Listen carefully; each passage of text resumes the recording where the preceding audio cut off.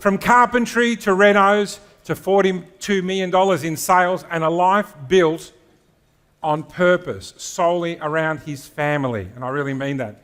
Balance and purpose, they're Michael's pillars. He's here to redefine what hustle really means. Michael's going to challenge the always-on narrative. That'll be interesting, and show you how clarity, structure, and values-driven team can actually increase your results while protecting your sanity. You're a very brave one, Michael, this morning. If you've ever felt like the grind is grinding you down, well, this one's for you. Let's give it up for Michael McClure.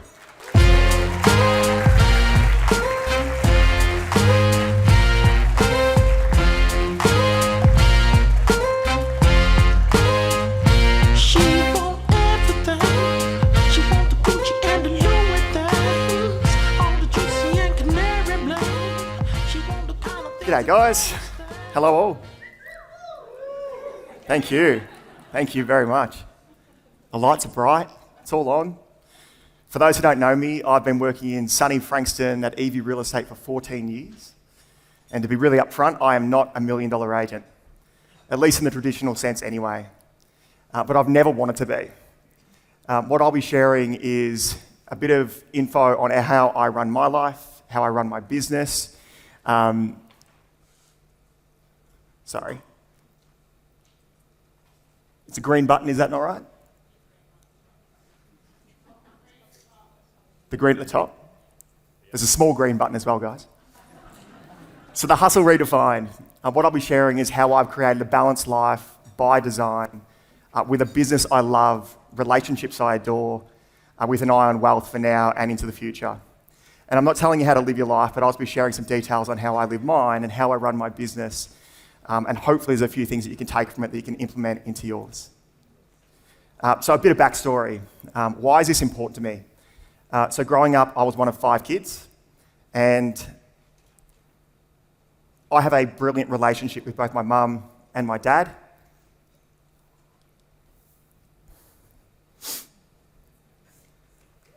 Fuck me.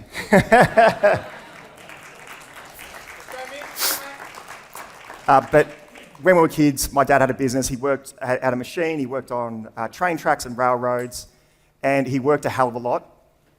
And when he wasn't at work, he was stressed, he was angry, and he wasn't the best version of himself. Oh, fuck me. So naturally, that led to my folks splitting up when I was 5, and it happens to a lot of families, so that's not uncommon, unfortunately. But in that time, he wasn't being the best version of himself, and I just know that when they had split up, if you're not taking care of yourself, you cannot look after other people. And there were a few key lessons that I learned in that time. Oops, sorry. I've got it there. So 3 key lessons that I learned. So naturally, the upbringing that I had, and like everyone has, shapes the values that you have. And there were 3 key lessons that... That's wrong. I'm so sorry, guys. Fast forward. Here we go. So fast forward to when I was 17. I finished school, and I started a carpentry apprenticeship. And as I've already jumped forward with my slides, you can see that it didn't work out. I worked for 4 years as a chippy, but I had a fall at work, and I broke my back. I broke my nose, I split my head open, and I ended up in a hospital for a week with fracturing L1 and chip T12. I was in a back brace, as you can see there, for 3 months. I had about 3 years of rehab doing hydrotherapy and Pilates to get my strength back, and I had to change careers. So I had about a year off work, and I had to change career, and that's where my real estate career began. But naturally, like my upbringing, there were 3 key lessons that I learned at that point in my life. The first is you need to focus on your health. If you do not take time to look after yourself, your physical and your mental health, you're not going to be the best version of yourself. And if you are stressed, you're spread too thin, people around you, they don't want to be spending time with an angry, frustrated, and anxious person. So before you can look after anybody else, you need to look after yourself. The second lesson is the biggest investment you make in your life is with your partner. So the relationship with your partner. If you don't spend time nourishing that relationship and looking after it, it'll affect all other parts of your life, from your personal, mental health, physical health, to your wealth. If you have a separation, you have division of assets. And then if you have kids, it's the upheaval of your children's lives as well. And the third lesson is that industries change, businesses fail, and this earning capacity may not last forever. So you need to be investing in your future. Our income can change. You could have AI, like Daniel spoke earlier on about the potential disruption that's coming, and hopefully it brings lots of opportunity for a lot of people. But things may change. And if you are not investing for your future, you're not giving your family that security that you need. And you could be like me, you could fall off a roof, you could break your back, which I would not suggest you do. So, this is where it gets fun for me. The drunken investment, part one, and part two comes later. So there would have been a few people in this room that were at that gala. Our old gala events, we would always have dress-up parties. Bring back the dress-ups, they were a good time. So you can see there on the right, there is Austin Powers, that's Johnny Rivet, who runs our Mount Eliza office. The great man, Dan McGlashan there as Borat, and then I'm dressed up as Hansel from Zoolander. And as it says up there, the drunken investment, I'd had a few beers under my belt, and that night there was a charity auction. And one of the big ticket items was a day's coaching session with Jared Carmen, wherever you are, Jared, Joel Hood, and Shane Donovan, 3 elite agents in our organisation at the time.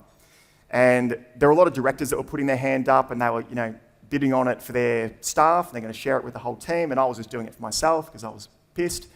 And I won. I won the auction. And my wife was pumped about that. That was good. But the first session I had was with Hoodie. Hoodie's a great mate of mine. And Hoodie's online right now and he's watching. And we spoke about our businesses and he shared lots of tips on how he ran his and how he structured his team. And I was eventually talking a little bit about mine. This was in 2017. So I had a full-time PA with me. We'd had our first daughter, Bonnie. We were riding around 500,000 at the time. I was having 3 months holiday a year. I was in a balanced phase in my life. And Hoodie was in a growth phase. So Hoodie was riding around 800-ish at the time. He had 3 staff, so he had a buyer's agent, he had a prospector, he had an administration person, he was paying a social media manager, he was spending huge on advertising. And this conversation was just really interesting because what we'd worked out was we actually earned very similar amounts. So he was writing more than $300,000 a year more than me, but we earned similar amounts. And it wasn't that Hoodie wasn't doing the right thing. We all know where he went with that. He wrote his 800 and then his 1.2, 3, 1.8, and the rest is history. But it was an interesting conversation, and what Manos will always speak about is volume is vanity, profit sanity. But that was, I knew the exact path that I wanted to be on. I was happy with where I was going, and it was a conversation going, I had 2 paths, stay in balance or go for growth. And Hoodie eventually got his balance once he, went through the roof and killed his business, as in like killing it in his business. Didn't kill his business, although he did stop. But I made a conscious decision to run my own EBU within EVU, which allowed me the flexibility with low overheads to be efficient, earn brilliant money, and maintain that work-life balance. So the journey. I started when I was 21, after I broke my back and had my year off. And it was a bit of a rocky beginning. I was working under Arthur and David Politakis at the time. I thought I was going great. I was selling a lot of the team's stock and getting pats on the back from a few of the vets in the office. And then Manos brought me in the office one day and he's like, okay, mate, how you going? Yeah, good. Told him how I was going. And then he said, how many appraisals have you done? And I hadn't been asked that question before. And I can't recall the exact number. You probably do because you're a genius, Manos. But it was probably 30 or something like that. It wasn't anything great. And Manos gave me an almighty kick up the arse. And he said, mate, if you do not increase your output and get more appraisals, you're not going to last. And so from that point on, I pulled my finger out and I started prospecting hard. So I started my door knocking and my cold calling and I was dropping every week. And within about 6 months, I had market share in my immediate little pocket. And from 2011 to 2015, working as a solo agent, I was averaging between 20 and 32 sales a year, but I was working my ass off. In 2016, I hired my first PA. And you can see there that we went from 29 sales to 48 sales. So if you are in that bracket, you're doing 20 to 30 deals a year, you need to hire staff. As soon as you get one person, then you get to leverage your time. You just focus on the dollar productive activities. If you're doing 20 to 30 sales, you can absolutely afford a PA. And you go from, well, certainly I did, went from 29 to 48 sales in a single year. And then I hit my momentum point where more people knew me than I knew them from 2017 to 2024. I was averaging between 400 and 700 grand a year, but we had 3 kids. I was averaging about 3 months off per year, and it was just a really great balance phase, and exactly what I wanted for my life and my business. 2025, we expanded to a 3-person team, so Michelle started with us in Jan. The first 6 months we went backwards, so we earned less than what we would have and wrote less than what I would had the same period the year before. But that was a time where Michelle said beautifully the other day when we had a chat, well, it was a blessing in disguise, because even though I didn't feel like we were doing the numbers we should, it gave us time to build the business and for her to do what she needed to do to set us up from that point on. And so we've written about 820 grand in the last 12 months. And if you were to double what we're currently on for our financial year in these current 5 months, we'll end up on around 1.1 million. So we'll wait and see how that goes. But I'm in a growth phase now. So I'm working most of the year and I'm having about 6 weeks off holiday. So it's not the 3 months like I have the years prior, but I'm completely fine with that because this is a growth phase now for us. It's intentional. And so the system, what actually drives these numbers? So most of my career, I was dropping every single home, every single week, and then we went to fortnightly, just doing your just listeds and sold data, all that sort of stuff, sold story drops, and it worked really well. We got lots of business from it. And in the last couple of years, like most of us here, I'm sure, the letterboxes have been absolutely saturated, and we just don't get the same appraisals that we once did. So we've pivoted. Now what we do is we do 2,100 monthly market reports. It's printed in-house. It's stuffed in an envelope, and then it's hand-delivered by our droppers. Since changing to that, so just a monthly drop as opposed to fortnightly, being in an envelope, our cut-through has been so much better. We get far more appraisals now from our drops than what we did prior, and it's because it's actually getting inside the house. So a lot of people will get their junk mail out or their letters, and they'll sift them, sort them out over the bin. And anything that's not in an envelope goes in the bin, and if it's in an envelope, it comes inside the house. So if you're the same as me, that's something that's really easy to change. We do twice yearly price drive and buy letters. We do a new year letter, so it's pretty much a breakdown on how the business is going, what's happening in the market, and then a bit about my personal life. It's usually my wife's pregnant, or we've had another baby. It's like pretty much it's an ongoing thing. But that's to our past buyers and past vendors. And we prep that in December to be delivered in Jan. We do Magic 200, so drops around new listings, under contract and sold. And then conversion magnets, anniversary cards to all our past vendors, buyers, appraisals. Quarterly steps campaign, so we run a quarterly steps campaign. So just through socials, about $300 spend, what's my property worth, something to that effect. Monthly market wrap videos. So if you don't follow me Instagram or Facebook, I do a monthly market update. It's shot on my iPhone, it's in cinematic mode, it's at my house. I give it to Ash, she pumps out the video. We spend about $300 on that, but again, that's working really well for us. And then Ash, who works in my team, she makes calls to my past buyers and appraisals, and she's trying to book in appraisals. Now, I'm going to be straight up honest. I'm not great with my vendor calls. I'm not great with my follow-up from past appraisals. I'm not diligent. And if I wanted to do more, I absolutely could, and that's just a choice that I make, and I'm pretty shit at it. But what I am very diligent with is I have a 3-month hot list. Who's coming to market in the next 3 months? And I keep in touch with those people. So I have a big board at my office that has my hot list, what's on there, and they're the people that I focus on. We also run WhatsApp groups for all our vendors. So I don't think Gary Jones, the great man's here. He's not. Gary Jones was here last year at Black Salt. Gary's an absolute legend. He spoke about running WhatsApp groups for his vendors. As soon as he spoke about it, we implemented it into our business. For those who don't know what that is, it's just simply every single listing that you have, having all the decision makers, the vendors, my team, all in a WhatsApp group for that specific property. It's pretty simple, but it takes away a lot of the guilt that I call my owners, but they often have questions and they want to hit you up at 9 a.m. And if I'm in appointments and I might not get back to them in the early afternoon, the team are much better suited to get back to them straight away. So run WhatsApp groups for your vendors. One addition that we've added to ours that I'll do if we have multiple decision makers, so a few family members, is that communication is not always there. It's not always great between family members. And you might be speaking to one, but you're missing out on all the others. And so I'll often do a quick video while I'm driving away from the appointment after an open and give them the wrap up in a video, just to keep it really simple, keep that communication there, and we find that works really well. So building a business you love. Now this quote is from Your Money or Your Life. It's a book written by Joseph R. Dominguez and Vicky Robin. It's about the perfect work life. So the perfect work life would offer enough challenge to be interesting, enough ease to be enjoyable, enough camaraderie to be nourishing, enough solitude to be productive, enough hours at work to get the job done, enough leisure to feel refreshed, enough contribution to feel needed, enough silliness to have fun, and enough money to pay the bills, and then some. So good. And so for me, my ideal business, pretty much all I do is I appraise homes, I list, I negotiate, I sell. I don't do anything else. Outside of having general conversations with the team and making sure our direction is on track, that's all I do.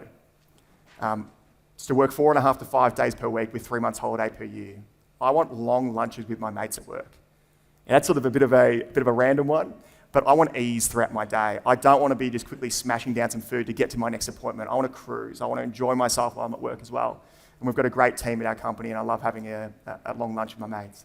I want to earn enough money so my wife, Georgia, doesn't have to work. She does, but doesn't have to work. And I want to live comfortably in a beautiful home, investing steadily so I have the option of retiring in my 40s. The option. What price will I be willing to pay? In anything in your life, you have to pay a price. So if you have a brilliant home life and you have so much time for your hobbies, the price you're probably paying is maybe you're not earning enough money. Maybe you're not securing your future with investments and getting ready for your retirement later on down the track. And the flip side is maybe you make great money and you work your ass off, but maybe you don't have the best home life, or maybe you're not looking after your own hobbies and yourself. Maybe you're not looking after your family as best as you possibly could. It's not right or wrong, it's just a decision that you need to make, and that's the price that you need to pay. And so for me, to run my ideal business, I need to earn enough to hire staff to leverage my business, and I want to buy back my time. So we hired cleaners, gardener, get my car washed professionally, have our groceries delivered. I'm really short on time with young family and with my business, and so we've got to outsource those things and sort of to buy back my time. I need to focus my energy to build the business initially so I could ride that wave of momentum and create ease for years to come. And you can't do it alone. So you need a team. You can see there we've got Ashley and Michelle. They are both absolute legends. Ashley's been with me for a bit over 3 years. When she was first started, she was a bit of an all-rounder, did everything. But late last year, Ash wanted to grow in her role, and so now she's more of a lead generation, buyer management, client care specialist. Michelle is a brilliant agent in her own right. Michelle's been in the industry longer than I have. She's super experienced. She's in a phase of her life where she doesn't want to work Saturdays anymore. She doesn't want the after-hours appointments, and so she works with me 4 days a week. Michelle is a bit of a marketing manager, project manager, administration. Basically gets houses ready for sale, manages all the trades, stylists and things like that. I'm not a micromanager. My leadership style is not to do that. What I've done quite well, and it's working out really well for me at the moment, is hiring the right people and then getting out of their way. If your staff are empowered and they're really good at what they do, there's obviously that initial training phase, but if they know the direction that you're going, you just need to let them do what they need to do. They're much better at it than what I am anyway. And so I've hired the right people and I empower them to do what they need to do. And a few little tips on how I run our team is you've got to celebrate the wins. If you have a great sale, a great week, a great month, a great year, you need to share it with your team. It's not all about you. You need to make sure that you are going and having a beer at the end of the week, or you take them out for coffees, or we've got the gala tomorrow night where obviously the girls are going to come, but their partners are also coming, because if it's just them, and if your staff members' partners aren't aware of who you are and they don't feel comfortable with you, they might be doing after hours appointments, or they might be messaging or answering calls after hours. And if they don't have the support of their family, then that can create some friction. So you want to involve them as well. You need to offer flexibility and be empathetic. Everybody's got stuff going on in their lives all the time. And if you are trying to be really rigid about the time that they work, and in general, like we've obviously got clear parameters on what we need, but you need to offer some flexibility. And if you do, you'll find that the times where you do need some stuff done, and if it is out of hours, that they'll repay the favour and they'll do what needs to be done as well. You need to pay them well. It's obviously pretty clear that you're not going to keep staff if you don't pay them well, but you really need to consider the cost to retrain. So if every time a staff member's left my business for whatever reason, they finished up and started something different, it always impacts your bottom line. It takes time to retrain, so better to pay them well while you've got them.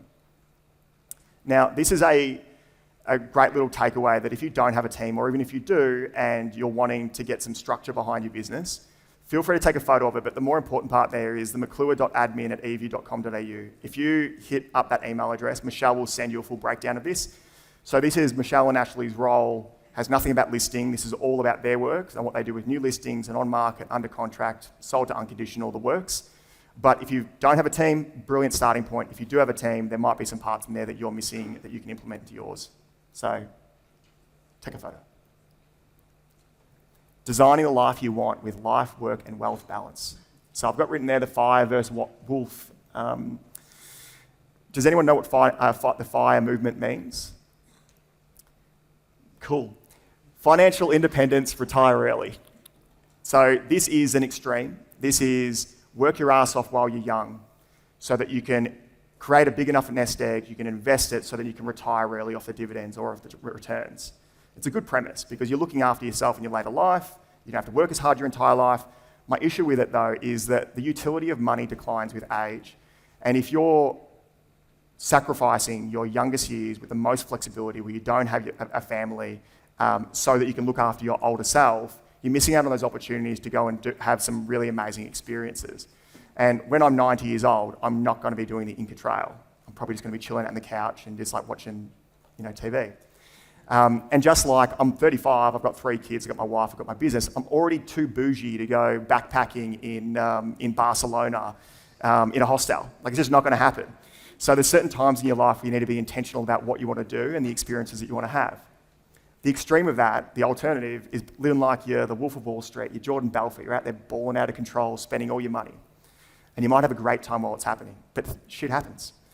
Industries change, AI's coming, you might have an injury, you might fall off a roof, and if you're not investing for your future, then you're not looking after that security. So if you are doing either of those things, go for it, whatever you want. But it's just not for me, I want that balance. Money's an essential element to live a rich and fulfilled life, but it's not the most important of riches. I want a life that is rich in family, rich in friendships, rich in adventure and experiences. And money elevates all of those things, and as does your physical and your mental health. You can't pour from an empty cup. If you're not looking after yourself, you're not going to be the best version of yourself, and then you're trying to give back to your family, but then you're going to lead to burnout. It's going to happen. So how I avoid burnout is going to the gym. I don't enjoy it, but it does the job in terms of making me feel great. I play basketball with my mates on Tuesday nights. We're called Hoops. I did it again. It's a Britney Spears pun. We should be called Here for the Beers because we have beers in the car park after every game. I swear it's the only reason I play basketball these days. But I absolutely love it. I love snowboarding, camping. You can see the photo there. That's my closest mates, my family, all the kids. It's awesome. Absolutely awesome. Go out in the bush.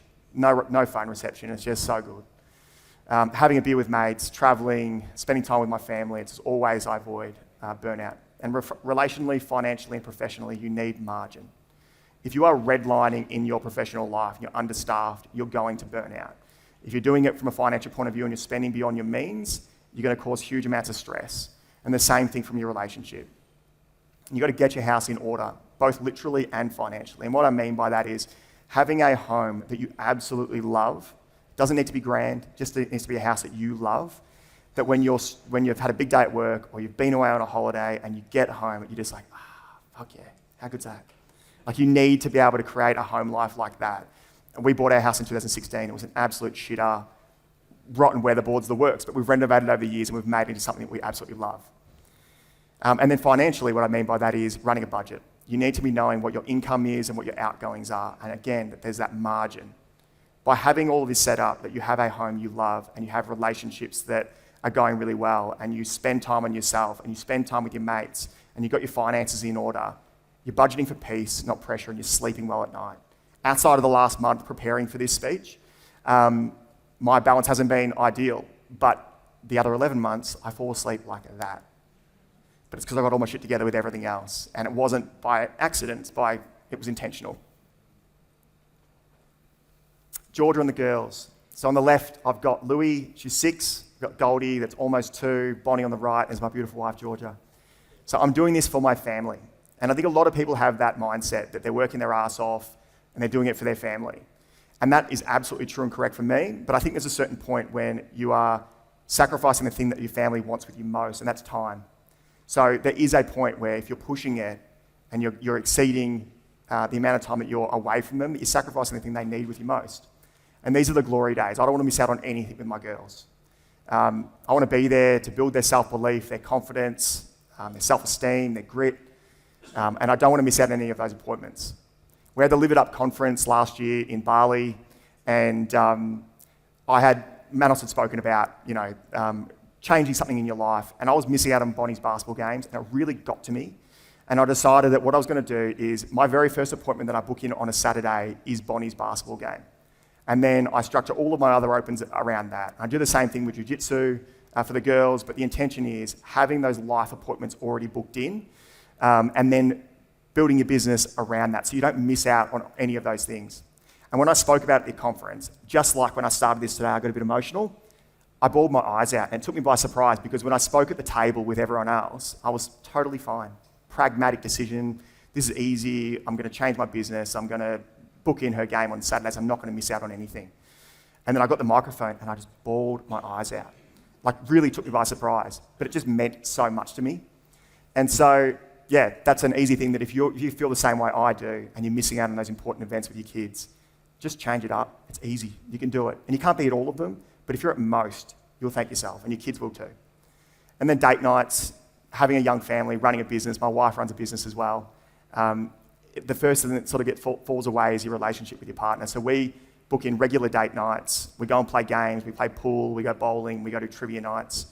We play darts. I win all the time. It's pretty competitive. But she still enjoys it. How good's that? But you need to book that ahead. And if you don't plan it, it's easy just for it to fall away. So it's the same thing again. The drunken investment part 2. So this is the second part. So again, Hansel, Borat, and that's the lovely Kath. This time it was with Jared Carmen. Jared and I had a great conversation. At the time, I was looking at investing in property. I'd already bought homes before, but buying another investment. And I was always trying to pick the eyes out of the market, trying to time the market. Mate, the market's going to fall. I shouldn't buy now. And JC, I'm not sure if you remember, you probably don't, mate, but you just said to me, mate, take action. Get out of your own way and just make an offer and buy that place. And I just needed a bit of a push to get out of my own way. So we bought that house. We paid $555 for it. It's worth about $1 million now. And so it was a sliding door moment, being that drunken investment worked out pretty well for me. The next part I'm going to speak about is I'm going to share what we've done from an investing portfolio point of view. It's a little uncomfortable to speak about because it's not normal that people do, but I had a great conversation with Maria when they asked me to speak, and she said that we've asked you to speak to inspire others. And I know that if I was sitting in the crowd, I would want to hear what other people have done, and it wouldn't just be, them glossing over the details.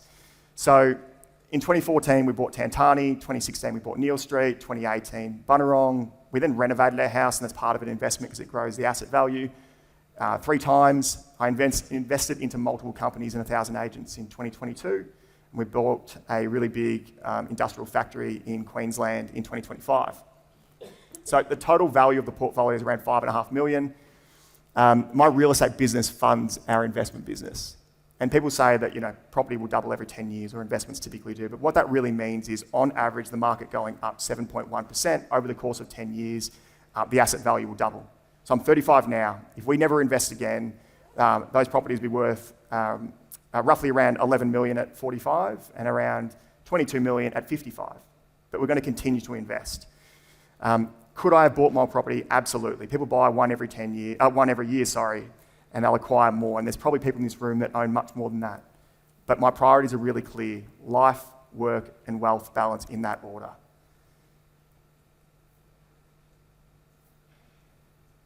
Real estate's an amazing industry where we're privileged to be able to help so many people, but it can take over your life if you let it. Don't live your life on autopilot. Be intentional about what you want and the timeline of when best to experience it. Work hard, play hard, and spend money only on what you value. Doesn't matter what that is, but as long as you value it, that's what you should spend on. And invest for the future so you're at peace. Thank you.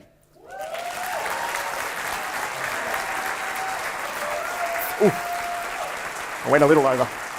Wow. I went a little over. I love it. Michael, thank you so much.